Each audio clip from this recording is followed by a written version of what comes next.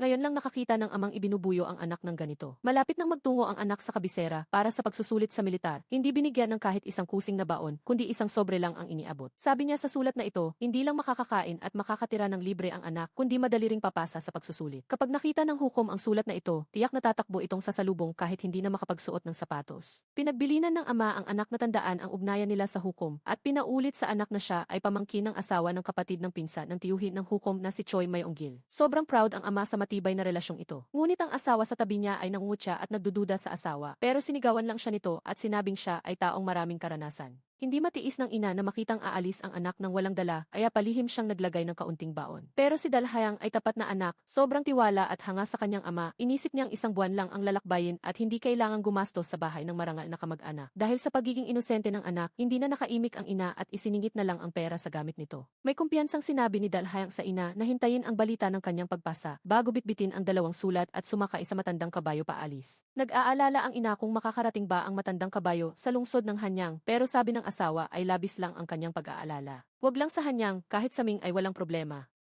Sa panig na ito, dala ni Dalhayang ang pangarap sa hinaharap, mabilis na tumatakbo sa daan. Pagkaraan ng 3 araw at mahigit 100 kilometro, bumagsak sa pagod ang matandang kabayo. Dahil sa pagpapagamot sa kabayo, naantala siya ng 10 araw. Sa gitna ng daan ay inabutan ng bagyo, hindi madadaanan ang kalsada, kaya tumigil pa ng 20 araw. Sa wakas pagkalipas ng 2 buwan, bisperas na ng pagsusulit nang makarating siya sa kabisera. Nang kumatok siya sa pinto ng hukom at magpakilala, inilabas ang sulat ng ama. Sinabihan siya ng bantay na wala ang opisyal, walang bakanting silid para sa kanya, at pinapunta siya sa bahay tuluyan. Unang beses sa lungsod, si Dalhayang ay tangang nagtatanong sa mga tao sa daan kung nasaan ang tuluyan. Nang hindi alam na may nakatingin na sa kanyang pitaka. Buti na lang ay agad niyang napansin, pero ang pitaka ay tumalsik sa hangin at nagkalat ang barya. Agad na nag-agawan ang mga tao sa daan. Hindi pa nakakita si Dalhayang ng ganito, na itulak siya sa tabi at nahirapan siyang makakuha ng isang barya. Nang biglang may malaking paang tumapak sa kanyang kamay. Napangiwi sa sakit si Dalhayang, napaupo sa lupa at nagsimulang magduda sa buhay. Matapos mahimasman, sa wakas ay nakahanap din siya ng bahay tuluyan. Gayunpaman, ang naghihintay sa kanya ay mga bagay na kabaligtaran ng kanyang alam. Punong-puno ng tao ang tuluyan, hindi lang kailangang pumila para sa kwarto. Kundi ang presyong isatandang bawas 2 barya, kada gabi ay naging 1-0 barya na. Ang may-ari ay nagpakitang kung ayaw tumuloy ay huwag. Tahimik na lang na inilabas ni Dalhayang ang lahat ng perang nakuha niya. Kasabay nito, kumakalam na ang tiyan ni Dalhayang pero nang malaman na ang mainit na sopas ay 2 barya, lumunok na lang siya at sabing hindi gutom kahit wala pang kinakain maghapon. Dala ang kumakalam na tiyan ay pumasok siya sa silid pero nagulat si Dalhayang dahil may 2 ng lalaki sa loob. Nang magdala ng kumot ang may-ari, tinanong ni Dalhayang kung nasaan ang solong silid. Tumawa ang may-ari at sinabing kung gusto ng solong silid ay magbayad pa ng 30 barya. Nawala ng gana si Dalhayang sa hirap ng buhay sa lungsod, gusto na lang umuwi at maging anak ng kanyang ina. Pero sa oras na ito, huli na para maging baby ng nanay. Nang tanggapin ang realidad, kakapikit pa lang ni Dalhayang nang biglang may sumugod na grupo. Walang sabi-sabing pinagbubugbog ang isa sa 2 lalaki at ginamitan ng roro hanggang sa manghina bago mabilis na naglaho. Nakita ang kasama sa silid na duguan, natakot si Dalhayang at tinawag ang may-ari para maghanap ng doktor. Sabi ng isa pang kasama, tiyak na ito ay gawa ng mayayamang opisyal na nangangalap ng impormasyon sa mga magagaling na kalahok. At nagbabayad ng mga goons para bugbugin sila para hindi makapunta sa pagsusulit nang sa gayon ay madaling pumasa ang kanilang mga anak. Nitong mga nakaraang araw ay marami nang nabugbog kaya si Dalhayang, dala ang magandang espada na binili ng ama, ay humabol. Pero organisado ang kalaban kaya walang nagawa si Dalhayang kundi panoorin silang magkanya-kanyang takbo. Hindi alam ni Dalhayang kung sino ang hahabulin nang biglang may lumitaw na 3 matatangkad na kabayo. Hindi na siya nag-isip, hinarang ang mga kabayo at sinabing hihiram nito para humabol. Sumakay siya sa kabayo ng isa sa 3 at tiningnan siya ng mga ito na parang baliw. Dahil walang reaksyon ang 3, ikinuwento ni Dalhayang ang nangyari na kung hindi mahuhuli ang mga ito ay malaki ang magiging masamang bunga. Nagtanong ang nasa gitna ng direksyon at mabilis na humabol, sumunod din ang isa pa. Habang ang mga goons ay naghahanda ulit kumilos, napaligiran sila ng 2 kabayo at sinabing sila ay mula sa palasyo. Natakot ang grupo at nagtakbuhan, naghiwa-hiwalay ang 3 kabayo para humabol. Naharang ni Dalhayang ang isa, may kumpiyansang bumunot ng espada, pero nadulas ang kalaban at nahila pati si Dalhayang. Pagkatapos, ang guon ay nadaganan ni Dalhayang at nawala ng malay. Hindi nagtagal, mahigit 1-0 goons ang nadakip ng 3. Sa huli, ang mga ito ay dinala at ipinakulong sa opisina ng gobyerno. Nang makita ni Dalhayang na mabilis dumating ang mga kawal, inisip niya agad na ang 3 nakakabayo ay mga tauhan ng palasyo. Ang lalaking nakapula ay nangingiting sumagot na maaari na rin silang ituring na ganoon. Nagtanong muli si Dalhayang kung anong ibig sabihin ng maaari na rin, saka nagpakilala bilang si Park Dalhayang mula sa bayan ng Guseong, lalawigan ng Gangwon at tinanong ang kanilang pagkakakilanlan. Sinabi ng 3 na tawagin na lang silang 3 moskiteros. Bago pa makasagot si Dalhayang, umalis na ang 3. Sa sandaling iyon, tulala pa rin si Dalhayang at hindi alam na ang lalaki sa gitna ay ang mismong prinsipe heredero na si Sohyon. Habang ang dalawa sa tabi nito ay ang kanyang mga bantay na sina Siungpo at Minseo. Pagkabalik sa palasyo, aksidenteng nakuha ni Sohyon ang isang liham pag-ibig na isinulat ng kanyang asawa noong kabataan nito. Ang laman ng sulat ay tungkol sa panunumpa ng asawa ni Sohyon na hindi siya magpapakasal sa iba at maghihintay sa araw na makapasa sa pagsusulit ang sinulatan. Para muli silang magkita. Nang matuklasang para sa ibang lalaki ang liham pag-ibig, hindi napigilan ni Siungpo na itanong kay Sohyon kung gusto nitong paimbestigahan ang pagkatao ng lalaking iyon. Sa kabilang dako, napansin ni Dalhayang na nahulog ang liham sa syahan ng kabayo ng bantay. Lalabas na sana siya para hanapin ito nang may palasong dumating na nag-uutos sa kanyang pumunta sa isang bahay tuluyan para makuha ang sulat. Agad na tumakbo doon si Dalhayang at nakitang binasa na ng kabilang panig ang sulat. Galit siyang nagtanong kung bakit napakabastos nito nang hindi napapansin ang namumutlang mukha ng kausap. Pinaupo ni Sohyon si Dalhayang at sinabi sa kanya na ang liham na ito ay maihinala ng pagtataksil sa bayan. At kailangang tapat na sumagot si Dalhayang kung may komunikasyon pa siya sa babaeng sumulat niyon. Nang makita ang seryosong mukha ni Sohyon, tapat na sumagot si Dalhayang na 5 taon na silang hindi nagkikita. Unang beses silang nagkita nang tumira ang babae sa probinsya ni Dalhayang at mula nang umalis ito ay hindi na sila muling nagtagpo. Sa kabila nito, pinagdudahan pa rin ni Sohyon na gusto pa rin ni Dalhayang ang kanyang asawa. Tinanong niya kung bakit itinago pa rin ang sulat sa loob ng 5 taon pero ayaw sumagot ni Dalhayang. Nang makitang nanahimik si Dalhayang, direktang nagbanta si Sohyon na kung hindi siya sasagot ay agad siyang dadalhin sa hukuman para pahirapan at tanungin. Napilitan si Dalhayang na sabihing balak niyang hanapin ang babae pagkatapos niyang makapasa sa pagsusulit. Mukhang naintindihan ni Sohyon pero hindi niya maipahayag ang kanyang tunay na pagkakakilanlan. Nagpatuloy na lang siya sa pag-arte at sinabing ang babaeng hinahanap ni Dalhayang ay anak ng isang mataas na opisyal. Ang binibining si Yeonseo ay kasal na. Ang balitang ito ay parang kulog na nagpatulala kay Dalhayang. Nang makita siyang ganoon, sinabi ni Sohyon kung bakit ang liham na ito ay may kinalaman sa pagtataksil. Dahil pinakasalan ni Yeonseo ang kasalukuyang prinsipe heredero na si Sohyon. Ngayong siya na ang prinsesa, parang muling tinamaan ng kidlat si Dalhayang.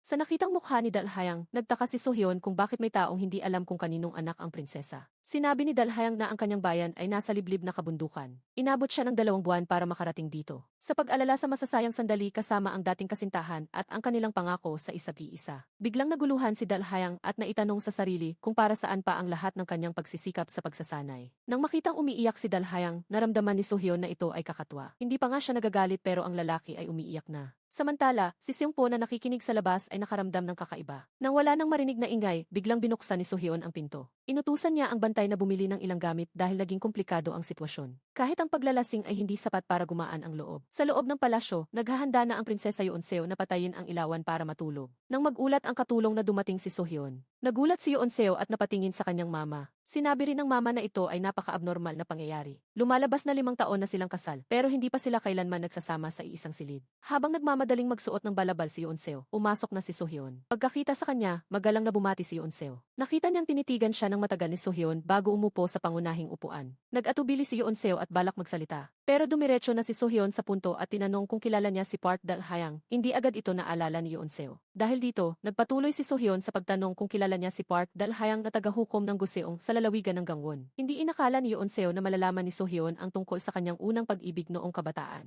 Nautal na nagtanong siya kay Sohyon kung paano nito nakilala ang lalaki. Hindi sumagot si Sohyon at sa halip ay sinabing gabiti araw na nagsanay sa sining ng pakikipaglaban si Park Dalhayang sa loob ng 5 taon. Sa wakas ay nakarating ito sa lungsod ng Hanyang dahil nais niyang pakasalan siya matapos pumasa sa pagsusulit sa militar. Nakita niya ang kakayahan ni Dalhayang, may potensyal itong maging nangunguna sa pagsusulit. Pero ngayong alam na ni Dalhayang na siya ay naging prinsesa na, lugmok ito sa dusa at balak ng iwan ang pagsusulit. Ngunit dahil siya ay nagpapahalaga sa talento at ayaw mawalan ng mahusay na general, pumunta siya rito para sabihin ito sa kanya. Natakot si Yeonseo na maparusahan ni Sohyon, nag-isip sandali at nag-aalangang nagpaliwanag na noong taong iyon ay dumaan siya doon pa uwi sa probinsya ng kanyang ina. Dahil nagkasakit ang kanyang ina, nanatili sila sa bahay ni Dalhayang ng 2 buwan. Nang makitang muntik nang makagat ni Yeonseo ang kanyang dila, hindi napigilan ni Sohyon na asarin ito na tila pilit ang kanyang paliwanag. Saka inilabas ang liham pag-ibig mula sa kanyang dibdib, agad na natigilan si Yeonseo. Naging seryoso ang mukha ni Sohyon, binuksan ang sulat at pinapaliwanag siya. Nagtanong si Yeonseo kung pinagdududahan ba siya ni Sohyon. Sinabi ni Sohyon na nakita lang niya ang katapatan ni Dalhayang kaya gusto niyang siya na ang maghatid ng mensahe para rito. Matapos magsalita, sinabihan ni Sohyon si Yeonseo na magpahinga na ng maaga at tumayo na para umalis. Pagkatapos ay bigla siyang lumingon at tinanong si Yeonseo kung nasaan na ang pagiging padalos-dalos at mabilis na desisyon na nasa sulat. Nawala na ba ang kanyang tunay na pagkatao mula nang pumasok siya sa palasyo. Mukhang hindi lang siya basta naiilang sa kanya nang makitang malayo na si Sohyeon, nakahinga ng maluwag si Yoon-seo. Samantala, sa labas ng palasyo, tinitingnan ni Dalhayang ang palasyo mula sa malayo, ang puso niya ay parang abo. Naghihimutok sa matandang kabayo sa tabi niya na baka mahirap na silang muling magkita sa hinaharap. Naalala ni Dalhayang ang babala ng lalaki kagabi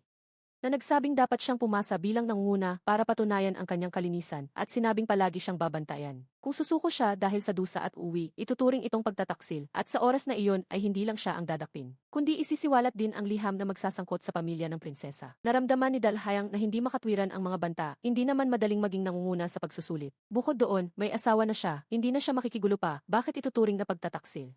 Nang makita ni Sohyeon na mabilis din ang reaksyon ng taang si Dalhayang, sinimulan niyang siraan ang sarili. Sinabing ang prinsipe ay hindi mapagpatawad na tao at sinenyasan ang mga bantay na sumang-ayon. Gayunpaman, dapat ding sabihin na nagkaroon ng epekto ang pananakot ni Sohyeon. Ibinigay ni Dalhayang ang lahat ng kanyang makakaya sa pagsusulit, muntik na siyang makuha ang unang pwesto. Pero sa mahalagang sandali, nakita niya si Sohyeon na suot ang damit ng prinsipe sa pinakamataas na upuan, na naging sanhi ng kanyang pagkagulat at ang palaso ay tumama sa puwit ng kabayo ng ibang tao. Nagulat ang kabayo at nagtatakbo sa buong lugar ng pagsusulit, agad na nagkagulo ang paligid. Mabuti na lang at gulat lang ang nangyari, nang makita ito ni Sohyeon ay hindi niya napigilang tumawa ng malakas. Ngunit ang hari ay nagulat at labis na nagalit, hindi lang pinagalitan si Sohyeon sa harap ng lahat, kundi nakinig din sa mungkahi ng mga hurado na kanselahin ang grado ni Dalhayang. Mabuti na lang at pagkatapos ng paliwanag ni Sohyeon, dagdag pa ang katotohanang may kakayahan talaga si Dalhayang. Ang pagkakamaling ito ay madaling maunawaan. Sa huli ay napanatili ang kanyang grado sa huling pagsusulit, ngunit pansamantalang ipinagpaliban ang kanyang ranggo at sweldo para maghintay. Samantala, inakala ni Dalhayang nakatapusan na niya nang malaman niyang si Sohyeon ang tumulong sa kanya para makaligtas, at sinabihan siyang pumunta bukas sa bahay tuluyan para magkita. Dala ang isipang puno ng katanungan, bumalik si Dalhayang sa kanyang tuluyan.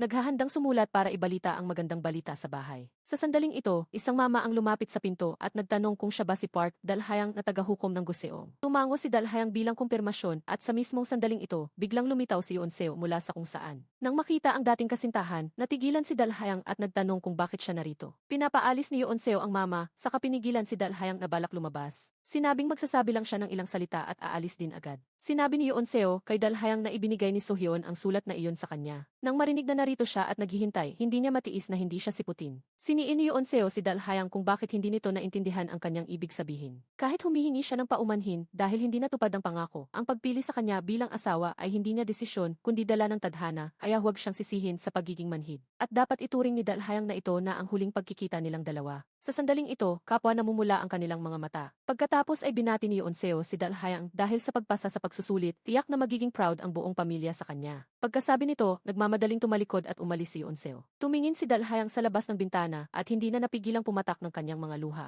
Matagal bago siya tumayo para isara ang bintana, kasabay ng pagtatago ng magandang alaalang iyon sa kaibuturan ng kanyang puso. Samantala, pagbalik ni Yoon-seo sa palasyo ay agad niyang hinanap si Sohyeon. Hindi niya maintindihan kung bakit ibinigay ni Sohyeon ang sulat ni Dalhayang sa kanya at kung bakit hindi siya pinagtatanong pa sa halip ay tinulungan pa ang lalaking iyon. Nararamdaman niyang hindi ito gawain ng isang normal na lalaki.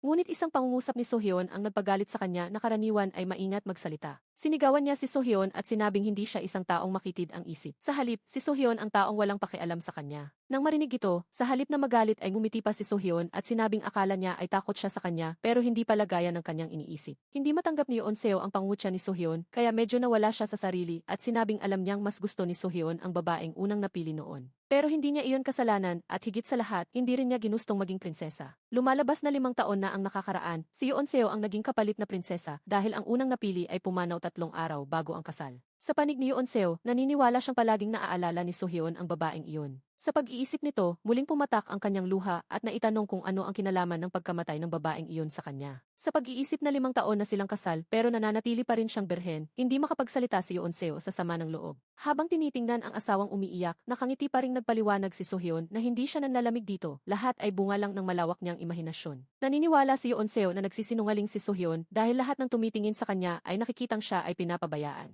Nagsalita si Sohyeon na silang lahat ay nagkakamali kaya natigilan si Yoon-seo.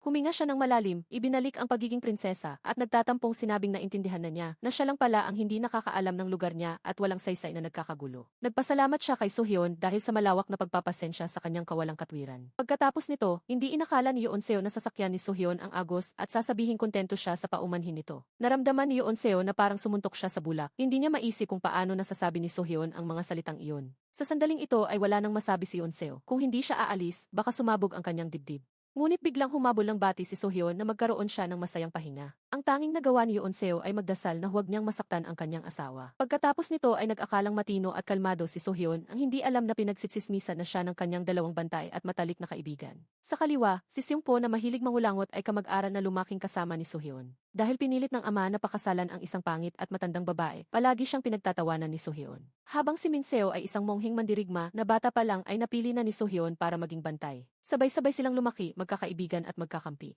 At ang taong ipinatawag nila, si Dalhayang, ay ang unang pag-ibig ng prinsesa. Sa pamamagitan ng mga reklamo ni Seungpo, bahagyang naintindihan ni Dalhayang ang pagkatao ni Sohyon. Habang masaya silang nag-uusap, biglang nakita ni Min Seo si Kim Ja-jum.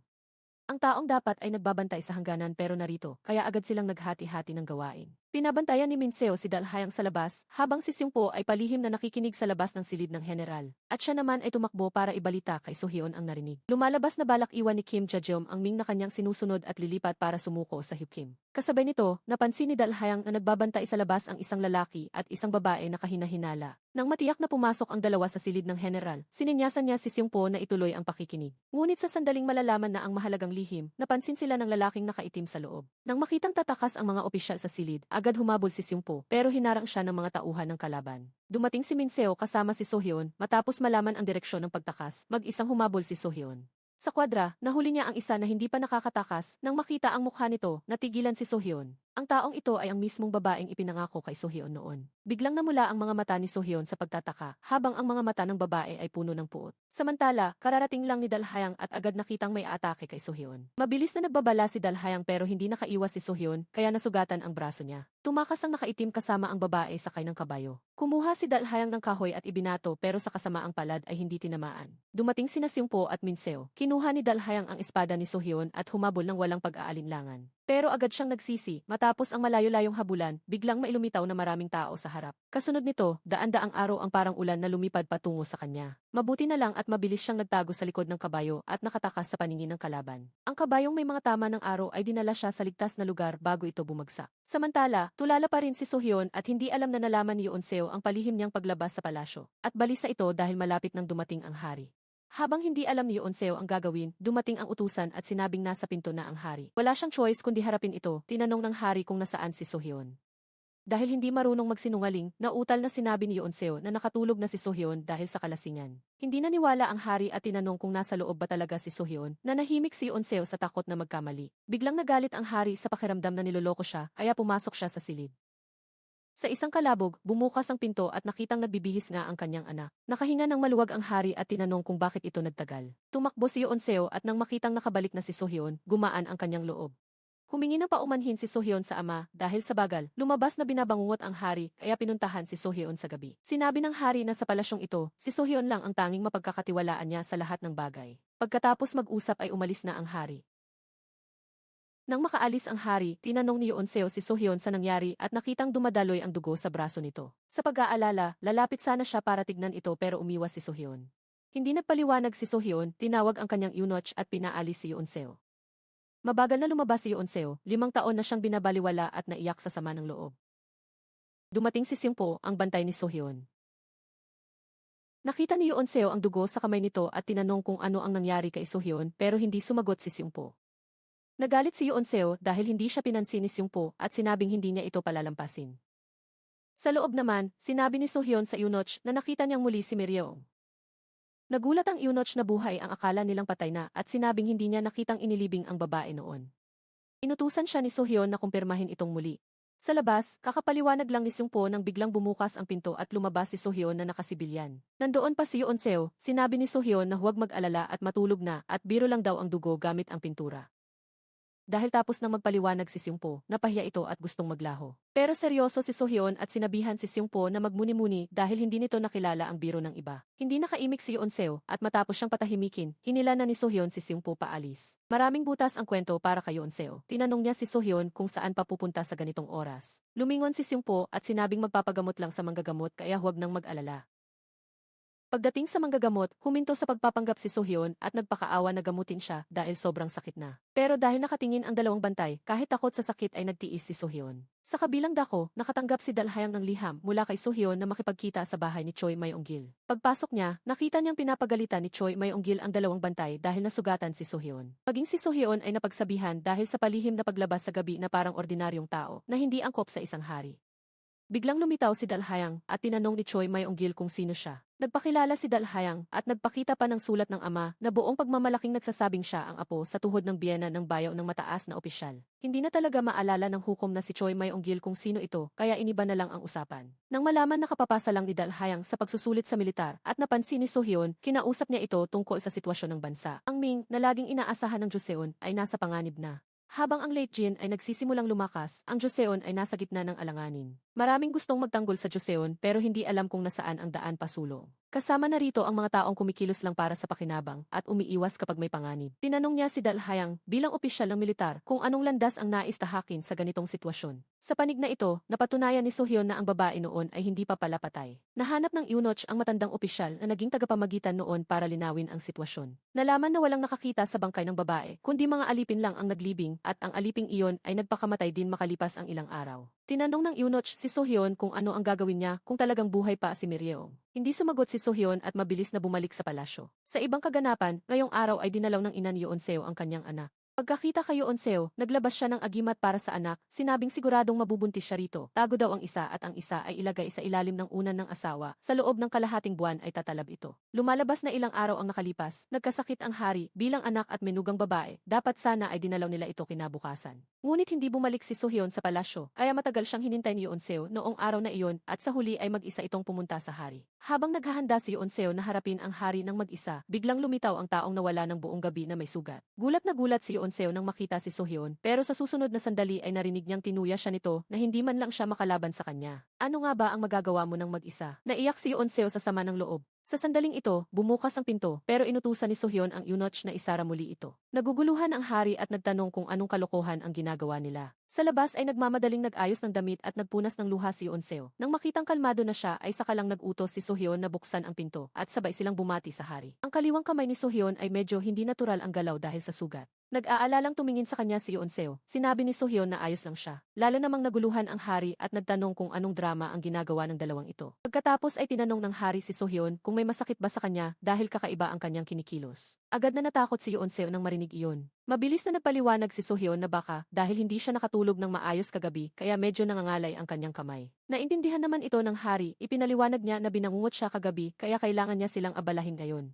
Intindihin sana nila siya, simula nang mamatay ang ina ni Sohyon, wala na siyang matakbuhan. Napakalamig sa loob ng palasyo, kung mabibigyan lang nila siya ng apo, malaking kaaliwan iyon para sa kanya. Labis na nasaktan si Yeonseo sa sinabi ng hari, kaya muling pumatak ang kanyang luha. Nang makita ng hari na umiiyak ang menugang babae, tinanong niya kung may nasabi ba siyang masama rito. Agad itong itinanggi ni Yeonseo at tumingin naman ang hari sa kanyang anak. Sinagot lang ni Sohyon ang hari ng isang pilit na ngiti. Matapos ang pagbati, umiiyak na umalis si Yeonseo. Pagbalik sa silid, ipinatawag ni Yeonseo ang eunuch ni Sohyon para magtanong tungkol sa kalagayan nito. Nalaman niyang walang dapat ipag-alala kay Sohyon at natulog lang daw ito sa bahay ng guro kagabi. Nakahinga ng maluwag si Yeonseo pero nakaramdam din ng panghihinayang. Paano siya magkakaanak kung hindi naman ito natutulog kasama niya? Noong araw na iyon, dinalaw siya ng kanyang ina at nang makitang may dinaramdam ang anak ay doon nangyari ang usapang nabanggit sa itaas. Sinabi ni Yeonseo na magulo ang sitwasyon ngayon at maaaring sumiklab ang gyera anumang oras. Bilang asawa ng prinsipe ay hindi siya dapat nag-iisip ng ganitong mga bagay. Pero sinabi ng ina na mas magulo ang panahon, mas kailangang patatagin ang angkan para mapanatag ang mga tao. Pumanaw na ang reyna, kaya siya na ang itinuturing na ina ng palasyo. Kung walang tagapagmana, paano mapapanatili ang dangal ng pamilya? Sa sobrang pag-aalala ay nag-ayuno at nanalangin siya ng 100 araw para lang makuha ang agimat na ito. Para sa ikabubuti ng bayan ang lahat, kaya hindi na nakatanggi si Yeonseo at tinanggap ito. Kinagabihan, bumalik si Sohyon mula sa labas, pagkakita sa kanya ng katulong ni Yeonseo ay agad itong tumakbo sa loob para magbalita. Sa sandaling ito, sa silid ni Sohyon, balak itago ni Yeonseo ang gamit ayon sa plano. Nang marinig na bumalik si Sohyon, nagmadali siyang kumuha ng gamit para tumakbo palabas, pero nabangga niya si Sohyon sa pinto. Nakita ni Sohyon ang kanyang kahina-hinalang paglabas, kaya tinanong siya kung may kailangan ba ito sa kanyang silid. Nautal na iniba ni Yeonseo ang paksa at tinanong si Sohyon kung saan ito galing. Nang mapansin ang pagkabalisa ni Yeonseo, dahan-dahang lumapit si Sohyon para kunin ang nasa kamay nito. Nagmakaawa si Yeonseo habang umaatras, kaya hindi sinasadyang natisod siya at nahila rin si Sohyon pabagsak. Nang makitang malapit si Sohyun, akala ni Yeonseo ay hahalikan siya nito, kaya dahan-dahang pumikit at mumuso. Pero sa sumunod na sandali, biglang hinablot ang nasa kamay niya. Sa oras na ito, gusto na lang ni Yeonseo na maglaho sa hiya. Sa ilalim ng pagtatanong ni Sohyun, tumalikod si Yeonseo at nahihiyang sinabing agimat ito para magbago ang isip ng asawa. Dahil sa takot na mapatalsik kapag walang anak, ibinigay ng ina niya ang agimat na ito. Ginawa lang niya ito dahil ayaw niyang maging masuwayin sa magulang. Biglang nagseryoso si Sohyun at sinabing noong nakaraang araw ay tinanong siya nito kung bakit wala siyang gana rito. Ang totoo, hindi sa wala siyang gana rito, kundi wala siyang gana sa kahit sinong babae. Sa madaling salita ay ayaw niya sa babae, kaya naisip agad ni Yeonseo na mahilig si Sohyun sa lalaki. Natawa si Sohyun sa kakaibang iniisip nito. Pagkatapos ay sinabi niyang kasalanan niya ang lahat, kaya huwag na itong malungkot. Matapos magsalita, ibinalik niya ang gamit at sinabihan itong maghintay ng kalahating oras bago lumabas. Matapos ang kalahating oras, bumalik si Yeonseo sa kanyang silid. Natuwa ang katulong sa pag-aakalang tumalab ang agimat. Mapait na ngumiti si Yeonseo at sinabi sa katulong na iyon na lang ang sabihin kapag nagtanong ang ina. Nang ililigpit na niya ang gamit, napansin niyang nawawala ang liham ng pag-ibig na isinulat niya para sa kanyang unang pag-ibig noon. Sa kabilang banda, hindi sinasadyang natuklasan ni Sohyun na ang kasintahang namatay 5 taon na ang nakalipas ay nasa palasyo. Agad na nag-utos si Sohyun sa tauhan na huliin si Miryeong pero dahil handa ang babae ay mabilis itong nakatakas sa eunuch ni Sohyun. Sino ang mag-aakalang sa pagliko niya ay muntik na niyang mabangga si Yeonseo, ang unang pagkikita ng dalawang magkaribal. Tinanong ni Miryeong si Yeonseo kung masaya ba itong maging crown princess. Kumakbang ang mama sa tabi ni Yeonseo at pinagalitan si Miryeong sa kawalang galang. Nagtimpi si Miryeong at nagpaliwanag na dahil nakita niya sa malapitan ang crown princess, hindi siya makapaniwala kaya siya nagkamali. Inosente si Yeonseo at hindi napansin ang kakaibang kilos ni Miryeong sa harap niya. Kasabay nito, iniulat ng eunuch kay Sohyun na nawala ang bakas ng babae. Noong gabing iyon, pinuntahan ni Sohyun si Dalhayang, ang kapapasalang sa militar, para ipahanap ang babaeng iyon. Kahit anong mangyari ay kailangang madala sa harap niya ang babaeng nasa larawan. Miryeong ang pangalan ng babaeng iyon pero baka gamitin niya ang pangalang Hangseon. Tinanong ni Dalhayang si Sohyun kung ito ba ay trabaho o pansariling usapin niya. Naalala ni Sohyun ang nakaraan, sinabi niyang siya ang nagpautos na patayin si Miryeong. Kahit minahal niya ito noon, sa huli ay labis din siyang ginulat ni Miryeong. Nagtanong muli si Dalhayang kung ano ang mangyayari kapag nahanap na ang tao. Sabi ni Sohyun ay hindi rin siya sigurado, kailangang magkita muna sila para malaman. Pero ang misyong ito ay dapat manatiling lihim, hindi pwedeng malaman ng ibang tao. Kasabay nito, natuklasan ni Yeonseo na nawala ang liham ng pag-ibig na isinulat niya noong bata pa. Kapag hindi nahanap, pwedeng mapatalsik bilang crown princess sa magaan na parusa o madamay ang buong pamilya sa mabigat na parusa. Pero matapos halughugin ang lahat ng kabinet ay wala pa rin, kaya labis na sinisi ni Yeonseo ang sarili. Dapat pala ay sinunog na niya iyon noon. Kinabukasan, naitalaga si Dalhayang bilang gwardiya para sumalubong sa mga sugo. Sa oras na ito, nakakita si Dalhayang ng isang pamilyar na mukha. Hindi ba ito ang babaeng ipinapahanap ni Sohyun? Dahil sa gulat, napansin din siya ni Miryeong at binigyan siya ng isang makahulugang ngiti. Matapos ihatid ang mga sugo sa muhwagwan, palihim na pumasok si Dalhayang sa silid ni Miryeong. Walang tao roon pero sa ibabaw ng lamesa ay nakita niya ang sulat ni Yeonseo. Hindi lang iyon, ang sulat ay nagawa na rin ng isang kopya. Nagulat ng husto si Dalhayang dahil sinabi ni Yeonseo noon na sinunog na nito ang sulat. Habang nagdududa, biglang may pilak na karayom na tumusok ng malakas sa kanyang leg. Agad na naramdaman ni Dalhayang ang panginginig ng buong katawan niya. Dahil dito, nahulog ang sulat sa lupa. Ginamit ni Dalhayang ang lahat ng lakas para bumunot ng kutsilyo upang lumaban pero hindi siya nakatayo ng maayos at bumagsak sa lupa. Tiningnan ni Miryeong si Dalhayang nang may paghamak at pinulot ang sulat sa lupa. Lumalabas na ninakaw niya ang sulat dahil sa tingin niya ay isa itong magandang ebidensya na baka magamit niya sa hinaharap. Pagkatapos nito, muling tinuya ni Miryeong si Yeonseo. Sinabi niyang si Yeonseo ay isang kagalang-galang na binibini mula sa marangal na pamilya. Pero mayroon pala itong kasintahang ipinangako sa kanya noon. Mukhang mahinhin at mabait pero gumagawa pala ng ganitong kalabisang bagay. Matapos magsalita, itinago niya ang orihinal na sulat. Hindi na talaga makagalaw si Dalhayang, akala niya ay papatayin na siya ni Miryeong. Hindi inaasahang tinanong siya ng kalaban kung siya ba ang unang pag-ibig ni Yeonseo. Dahil siguro pareho sila ng kalagayan kaya bigla itong nagkaroon ng kaunting pagkagusto kay Dalhayang. Pagkatapos, lumapit si Miryeong at binunot ang mailason na pilak na karayom sa kumuha ng tasa ng tsaa. Sa huli, sinabihan niya si Dalhayang na iparating kay Sohyun na tandaan ng mabuti ang pakiramdam ng pagkalat ng lason. Matapos mag-iwan ng ilang mensahe, sumama si Miryeong sa mga katulong para dumalo sa piging. Matapos ang isang tasa ng tsaa, pilit na bumangon si Dalhayang at natuklasang patay na ang tunay na katulong sa loob ng silid. Nang mabunot ang karayom sa liig ng biktima, narinig na sa labas ng pinto ang ingay ng mga sundalo ng Late Jin. Para hindi mahuli, wala nang ibang paraan si Dalhayang kundi tumalon sa bintana para tumakas. Sa oras na ito, may nagaganap na piging sa muhwagwan.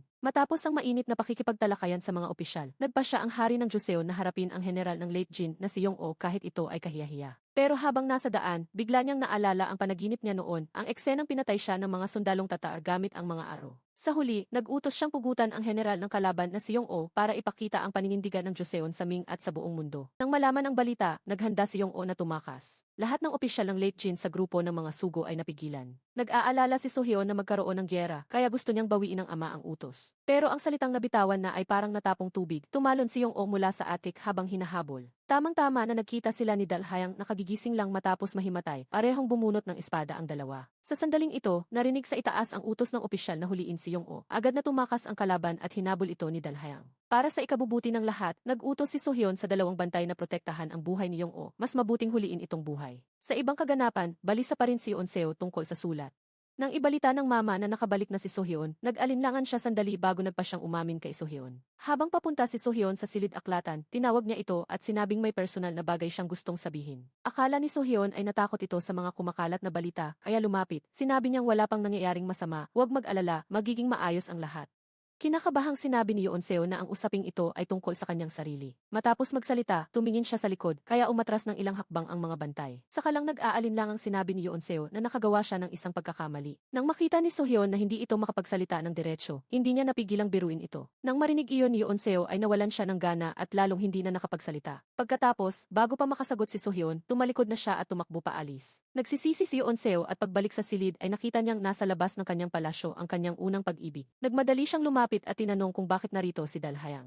Nang malaman na narito ito para makipagkita kay Sohyeon, inis na tinanong ni Yeon-seo kung bakit ba laging may kaugnayan si Dalhayang kay Sohyeon. Hindi kumibo si Dalhayang nang tumalikod na si Yeon-seo para umalis, biglang tinanong ni Dalhayang kung nawawala ba ang sulat na iyon. Nagulat si Yeon-seo kung paano nito nalaman. Para maiwasang may makarinig, pinapaalis ni Yeon-seo ang lahat ng katulong sa paligid, saka tinawag si Dalhayang para mag-usap ng pribado. Akala ni Yeon-seo ay si Dalhayang ang kumuha, pero itinanggi ito ni Dalhayang. Sinabi lang na may kumuha ng mga sulat pero hindi niya pwedeng sabihin kung sino. Sinabihan ni Dalhayang si Yeon-seo na mag-ingat sa mga tao sa paligid niya. Matapos marinig ang sinabi ni Dalhayang, si Yeon-seo ay nanginig sa takot at pag-aalala at nagtanong kung alam ba ito ni Sohyeon. Sumagot si Dalhayang na kaya siya narito ay para iulat ito kay Sohyeon at payuhan si Yeon-seo na hanapin ang espiya sa kanyang tabi. Dahil walang reaksyon ang babae, nag-alala si Dalhayang kaya hinawi niya ang kurtina. Nananatiling formal si Yeon-seo at pinagalitan si Dalhayang na huwag kumilos ng ganoon kapangahas. Tinanong ni Dalhayang si Yeon-seo kung bakit ito umiiyak, sinabi ni Yeon-seo na kinasusuklaman niya ang lugar na ito. Nang makita siyang umiiyak ng ganoon ay kumurot din ang puso ng lalaki pero wala siyang magagawa. Hindi alam ni Yeon-seo ang gagawin kung mapatalsik siya, hindi alam kung paano haharap sa kanyang angkan. Kasabay nito ay sinisisi ang sarili sa pagiging hangal, seryosong sinabi ni Dalhayang na hindi niya ito kasalanan. Ang apurahang gawain ay mahanap ang espiya, ang mga bagay sa labas ay hayaan siyang umasikaso. Noong sandaling iyon, narinig sa labas ang malakas na anunsyo ng mama na dumating na si Sohyeon, pagkatapos ay kalmadong pumasok si Sohyeon. Habang nakatingin sa gumagalaw na palawit, sinabi ni Sohyeon na talagang curious siya kung ano ang pagkakamaling sinasabi ni Yeon-seo. Pagkatapos ay nakita ang luha sa mukha ni Yeon-seo at tinanong kung umiyak ba ito. Pagkakita sa hitsura niyang hindi marunong magsinungaling, tinanong niya kung anong pagkakamali ang nagpaiyak sa kanya. Hayaan mong hulaan ko, ito ba ang bagay na iyon? Naglihim sa asawa, nagpapasok ng lalaki sa silid, pagkasabi noon, itinulak niya ang tabing. Ang lalaking iyon ay ang unang pag-ibig ni Yeon-seo at isa ring pinagkakatiwala ang tauhan ni Sohyeon. Nagbuntong hininga si Sohyeon at sinabing ito ang dahilan kung bakit hindi siya makampante sa kanya. Ang kinatatakutan niya ay nangyari na rin sa wakas. Bago pa makapagpaliwanag si Dalhayang, lumingon si Sohyeon sa asawa at sinabing naging mapagbigay na siya noong nakaraan tungkol sa liham. Pero hindi siya nagpasalamat, sinabi pa niyang ang hindi pagsiselos ng lalaki ang pinakamalaking pagkukulang nito. Kaya ngayon, dapat ba niyang ipakita sa kanya ang gawin ng isang tunay na asawa? Sa pagkakataong ito ay tapat na inamin ni Yeon-seo na ang liham ay ninakaw at pagkakamali niyang hindi ito agad nasira. Kanina ay pupunta sana siya para kausapin ito pero nais din siyang kausapin ni Dalhayang tungkol sa liham, sakto namang dumating siya. Tinanong ni Sohyeon kung sino ang nagnakaw. Sumagot si Dalhayang na ang taong iyon ay ang babaeng hinahanap ni Sohyeon. Para makumpirma kung talagang ninakaw ang liham ni Yeon-seo, nangahas siyang puntahan si Yeon-seo ng mag-isa. Dahil sa takot na muling mapagkamalan ni Sohyeon si Yeon-seo, nagtago siya sa likod ng tabing. Agad na nabaligtad ang sitwasyon, tinanong ni Yeon-seo si Sohyeon kung sino ang babaeng iyon. Hindi sumagot si Sohyeon, lumingon siya at sinabihan si Dalhayang na sumunod sa kanya sa labas. Pagkatapos ay dinala ni Sohyeon si Dalhayang sa kanyang silid at pinagsalaysay ng lahat ng nakita nito. Isinalaysay ni Dalhayang ang kanyang mga nakita at narinig noong araw na iyon at ipinarating din ang mensahe ng babae. Tandaan mong mabuti ang pakiramdam ng malason dahil sa susunod ay si Sohyeon naman ang isusunod. Sa harap ng ganoong kasamang babae, nagtanong din si Dalhayang kung sino ang babaeng iyon at bakit nito gustong saktan si Sohyeon. Ano ba talaga ang nangyari 5 taon na ang nakalipas dahil sangkot dito ang kaligtasan ni Yeon-seo, kaya kailangang malaman ni Dalhayang. Nagsalita si Sohyeon na tungkol sa kaligtasan ni Yeonseo ay siya na ang bahala, hindi na kailangang mag-alala pa si Dalhayang. Naniniwala si Dalhayang na may pananagutan din siya dahil ang liham pag-ibig na iyon ay isinulat para sa kanya. Nagsimulang mapuno ng selos ang paligid, sinabi ni Sohyeon na ang liham ay kay Dalhayang, iniisip ba ni Dalhayang na ang puso ni Yeonseo ay kay Dalhayang pa rin? Sabi ni Dalhayang ay may pananagutan siya, pero bakit parang nakikita niyang umaangkin si Dalhayang? Kahit pinapahalagahan niya ang katapatan ni Dalhayang, kapag lumampas ito sa hangganan ay hindi na siya magpapatawad. Noong sandaling iyon, dumating ang eunuch para iulat na ang dalawang bantay ni Sohyeon ay nakapasok na sa palasyo. Pinabalik muna ni Sohyeon si Dalhayang sa hukbo. Pagkalabas, nag-utos si Sohyeon sa eunuch na imbestigahan ang lahat ng nasa tabi ni Yeonseo at iulat sa kanya ang lahat ng bagay, malaki man o maliit. Pagkatapos, pinuntahan ni Sohyeon si Yeonseo at nakitang paulit-ulit na humihingi ng paumanhin ang asawa. Muli siyang gumawa ng eksepsyon at sinabing lahat ay kasalanan niya, sabay seryosong nangakong kung mabubunyag man ito at magdulot ng gulo ay poprotektahan niya ito. Kakampi siya nito kaya huwag na itong mag-alala. Matapos lisanin ni Dalhayang ang palasyo, dinala ng mga bantay ni Sohyeon si Yong-o, ang puganting tumatakas, sa harap ni Sohyeon. Sinabi ni Sohyeon na ang lihim na pagliligtas sa kanya ay dahil ayaw niyang magkaroon ng digmaan. Habang nag-uusap ang dalawa sa silid-aklatan ni Sohyeon, biglang bumalik si Dalhayang. Lumabas na noong 3 araw na ang nakakaraan, habang hinahabol niya si Yong-o sa utos ng hari, bigla siyang inatake at nawalan ng malay. Palagi niyang pinaghihinalaan na si Minseo, ang bantay ni Sohyeon, ang gumawa noon. Bukod pa rito, sa gitna ng gabi, may 2 bantay sa labas ng silid, kaya sigurado si Dalhayang na may itinatagong tao si Sohyeon sa loob. Akmang papasok si Dalhayang nang lumabas si Sohyeon. Dahil sa magkaibang panig at dagdag pa ang sama ng loob sa isa't isa, sa huli ay nagbunot sila ng espada at itinutok sa bawat isa. Sakto namang tumakbo si Yeonseo mula sa kung saan at humarang sa harap ng mga talim. Sumigaw siya na itigil nila ang ginagawa, ano ba ang sa tingin nila ang ginagawa nila? Sinabi ni Sohyeon kay Yeonseo na lumayo dahil ito ay labanan sa pagitan ng 2 lalaki. Pagkasabi nito, balak magpatuloy ng dalawa, sumigaw ng malakas si Yeonseo at pinatigil sila agad-agad. Pagkatapos ay tinitigan niya ng matalim si Dalhayang, saka lumingon kay Sohyeon at inutusan ang mga bantay na paghiwalayin ang dalawa. Namumula ang mga mata ni Yeonseo habang pinapayuhan si Sohyeon na tumigil dahil sugatan ang kanyang kamay. Lubos na nadismaya si Dalhayang, lumalabas na siya ang payaso sa kwentong pag-ibig na ito. Ang mga salita ni Yeonseo sa pagkakataong ito ay mas masakit pa kaysa sa masugatan ni Sohyeon.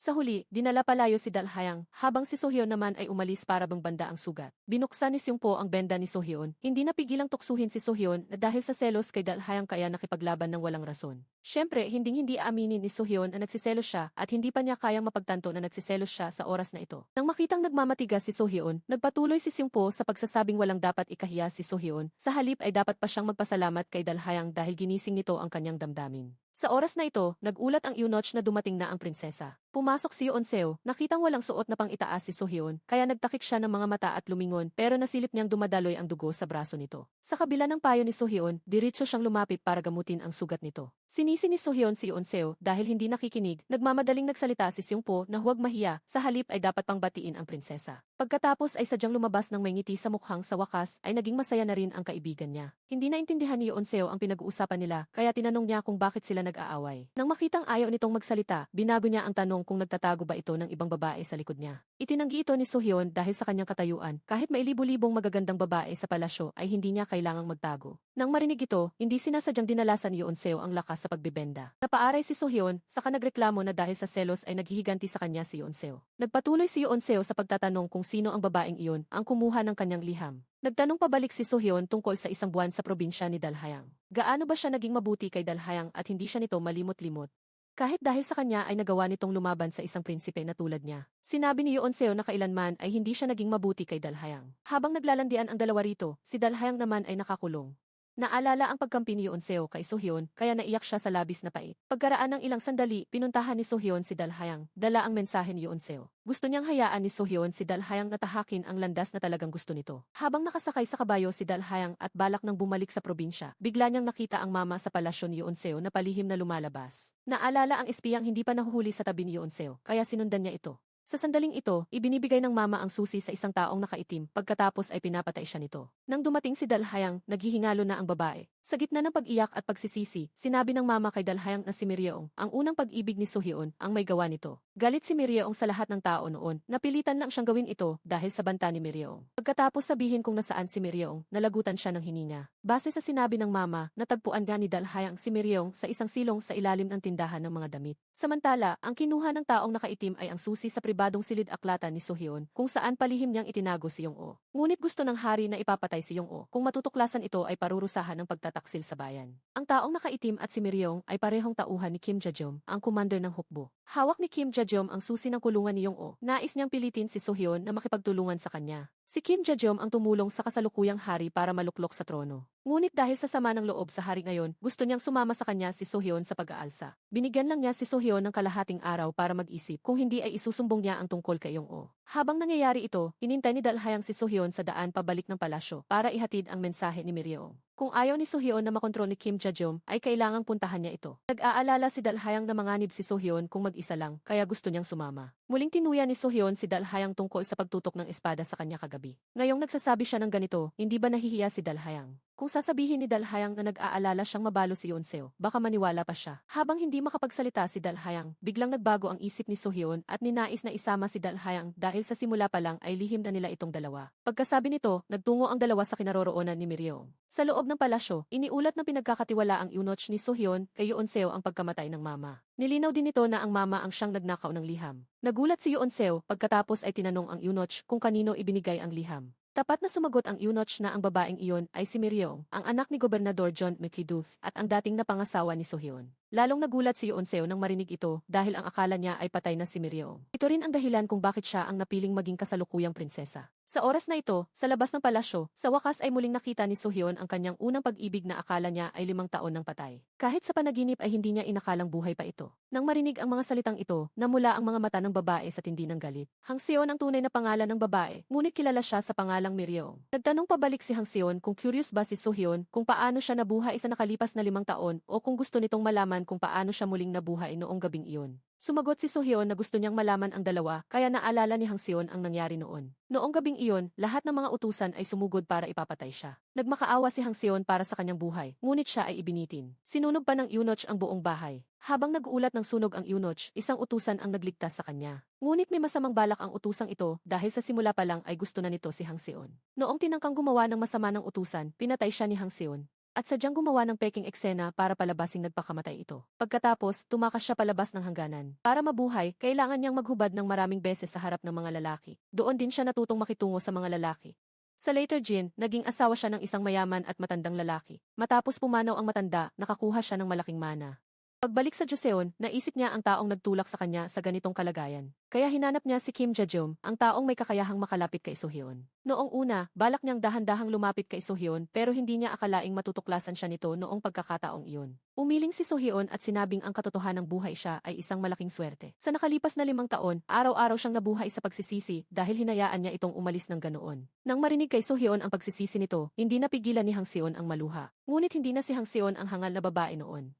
Kung nagsisisi si So-hyun, bibigyan niya ito ng pagkakataong makabawi. Pagkasabi nito, kumuha ng kutsilyo si Hang Seon at sinaksak si So-hyun. Nang marinig ang ingay sa loob, tumakbo si Dalhayang at nakitang nasaksak si So-hyun. Akmang lalapit si Dalhayang para pigilan siya pero sinigawan siya ni So-hyun na huwag makialam dahil ito ay sa pagitan nila ni Hang Seon. Pagkatapos ay pinalabas si Dalhayang. Sa loob, ibinuhos ni Hang Seon ang lahat ng hinanakit ng maraming taon sa saksak na ito. Habang umaagos ang dugo, sinabi pa rin ni So-hyun na sobrang miss na niya si Hang Seon. Dahil sa mga salitang ito, nalaglag ang kutsilyo mula sa kamay ni Hang Seon. Makalipas ang ilang sandali, lumabas si So-hyun at sinabihan ang taong nakaitim na ilayo si Hang Seon bago pa maghiganti si Kim Ja-jom. Pinakamabuting umalis na ng Joseon sa pinakamalayong lugar. Pagkalabas, ibinalik ni So-hyun kay Dalhayang ang liham na ninakaw ni Hang Seon at sinabing siya na ang bahalang mag-asikaso nito dahil isinulat naman ito para sa kanya. Pagkatapos ay nagmatigas si So-hyun na huwag siyang lapitan ni Dalhayang at sumakay sa kabayo paalis. Ngunit hindi pa nakakalayo ay nahimatay siya, buti na lang at nag-aalalang sumunod si Dalhayang. Sa oras na ito, sa palasyo, habang nagbuburda si Yeonseo para kumalma ay bigla siyang nakatanggap ng utos mula sa hari na pumunta sa bulwagan.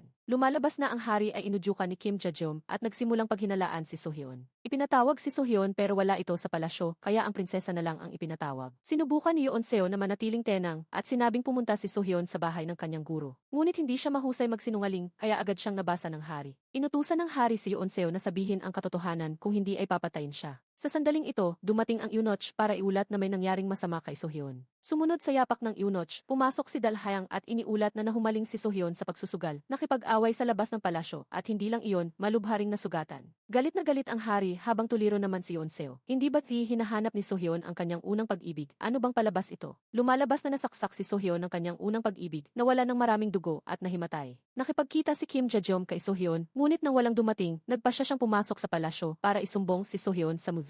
Ang resulta, hinarang siya ni Dalhayang sa daan, ibinato ang kopya ng ebidensya ng kanyang krimen sa mukha nito at sinabing kahit kailan at kahit saan, dapat mag-ingat sa mga babae.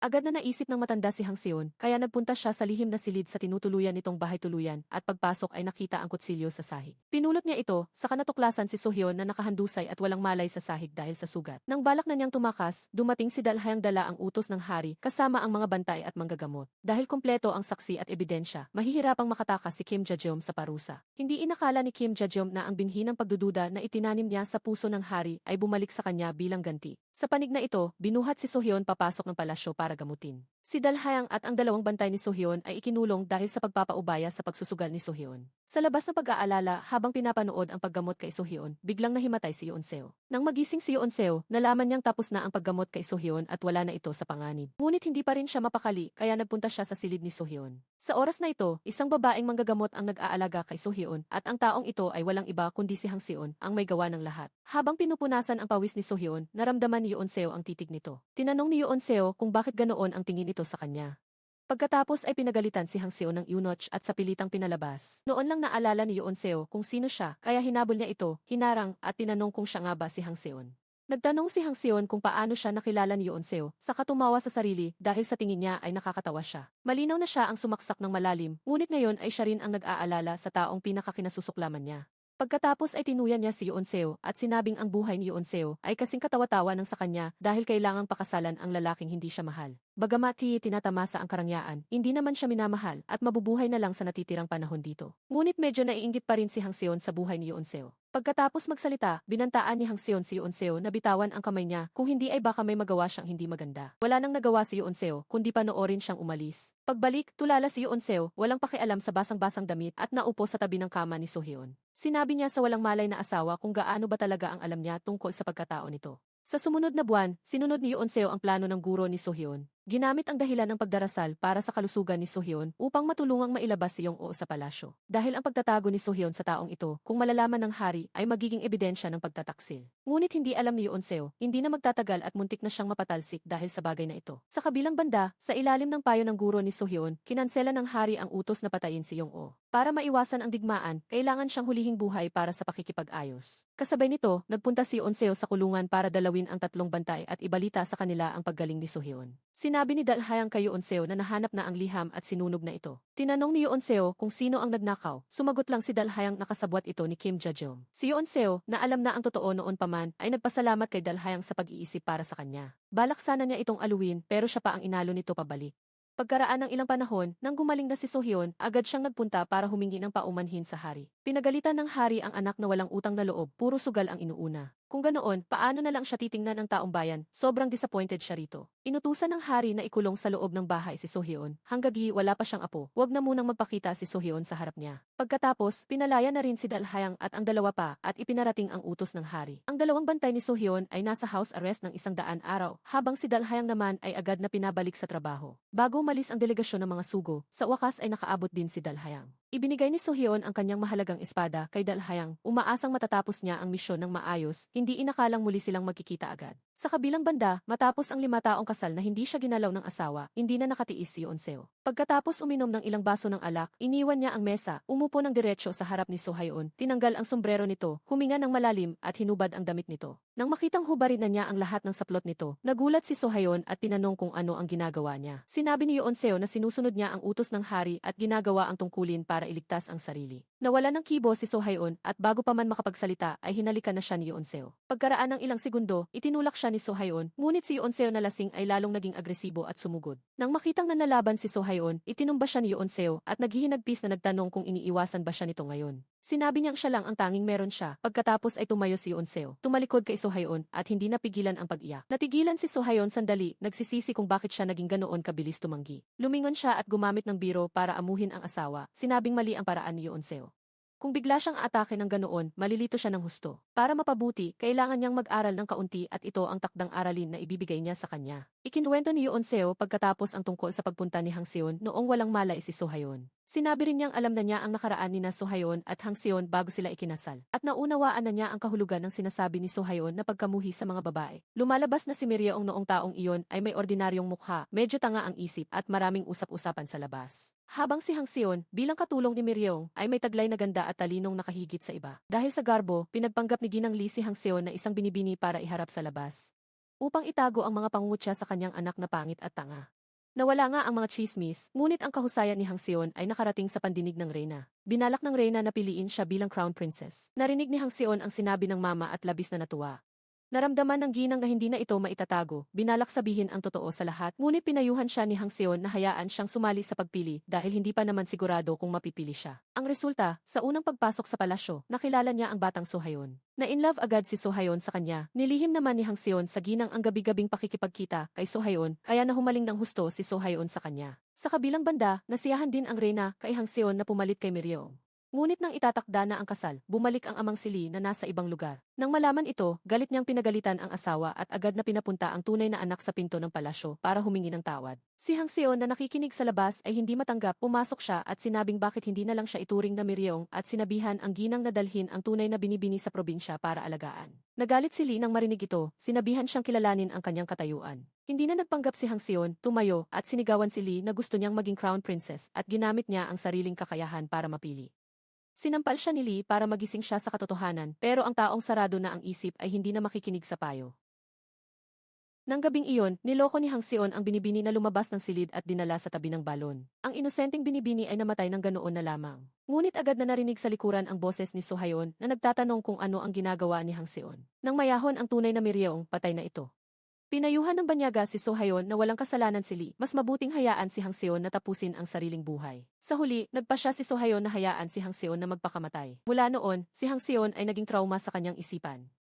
Gabi-gabing nananaginip ng masama kaya kinamuhian niya ang mga babae at ayaw makipag-ugnayan sa kanila. Matapos marinig ang kwento, kinontrol ni Yeonseo ang emosyon, ginamit ang pagkakataong tulungan si Sohayon na mailabas ang mga tao sa palasyo para humiling ng isang bagay. Hiniling niya kay Sohayon na iwanan na siya sa dahilan na 5 taon na siya sa palasyo pero wala pa ring anak. Kung gagamitin niya ang dahilan na ito para paalisin siya, walang magsasabi ng anuman. Nagmakaawa siyang iwanan na siya dahil sa pag-iisip na mabuhay ng ganoon habang buhay, hindi na niya kaya. Tinitigan ni Sohayon ang asawa, namumula ang mga mata at tinanong kung alam ba niya kung paano mabuhay ang mga babaeng pinalaya sa palasyo. Sinabi ni Yeonseo na wala nang mahalaga ngayon, gusto rin niyang mabuhay kasama ang lalaking nagmamahal sa kanya. Kahit isang araw lang ay gusto niyang mabuhay bilang tao, gayon pa man na mali nang intindi si Sohayon at inakalang kung aalis siya rito, sasama siya sa ibang lalaki para tumakas. Sinabi ni Sohayon na gaano man siya kawalang pananagutan sa kanya, hindi niya hahayaang makinabang ang ibang tao. Pinayuhan ni Sohayon si Yeonseo na isipin ang kanyang pamilya. Ngayon ay lagpas na siya sa edad para magsalita ng mga pambatang bagay. Pagkatapos magsalita, tumayo siya at umalis. Sino ang mag-aakala na pagbukas pa lang ng pinto ay makikita na ang mga abay at mama na nakayuko at tahimik. Biglang naunawaan ni Sohyon na binabantayan pala sila ng mga ito sa utos ng hari para sa kanilang gabi ng kasal.